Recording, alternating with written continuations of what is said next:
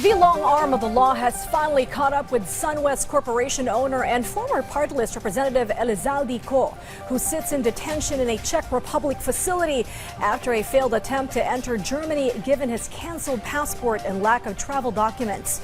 Within a few weeks, the embattled Co, the whale among the biggest fish in the flood control scam, will face a jury of his peers and be held account for his actions and role in the biggest corruption scandal in the nation's history.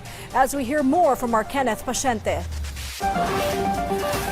After several months in hiding, President Ferdinand R. Marcos Jr. himself confirmed that authorities have already arrested fugitive and former Ako Bicol Party List Representative Zaldi Co, who has been tagged as one of the biggest figures behind alleged corruption in flood control projects.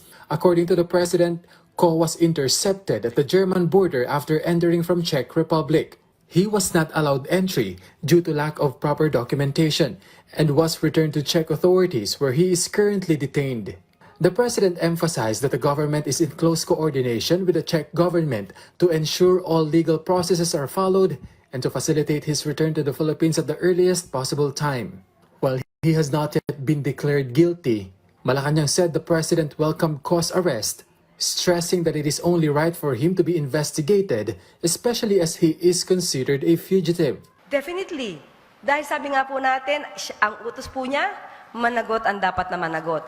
Kung isang tao po ay may warrant of arrest, fugitive, cancel ang passport, sino po ang hindi matutuwa na ang isang taong fugitive ay maibabalik sa Pilipinas para managot?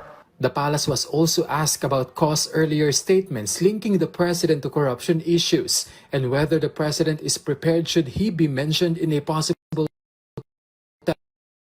all by Co. Ang dapat na tanong dyan ay kung handa ba sabihin kung sino. Kung hindi natin sinasabing siya'y guilty. Kung sino ba yung kanyang mga nakasama.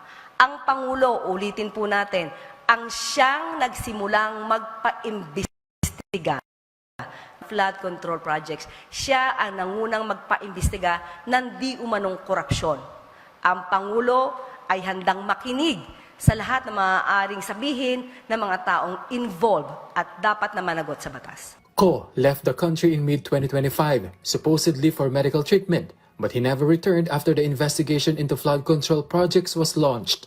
The House of Representatives also canceled his travel authority at the time in an effort to bring him back, but he later resigned from his post as representative. His Philippine passport was canceled in December, but authorities said he used a foreign passport to stay abroad. Several arrest warrants have also been issued against him and other individuals in connection with the anomalous flood control projects in Oriental Mindoro. He was the former chairman of the House Committee on Appropriations, which oversees the national budget. Kenneth Paciente from the National TV Network for a new and better Philippines.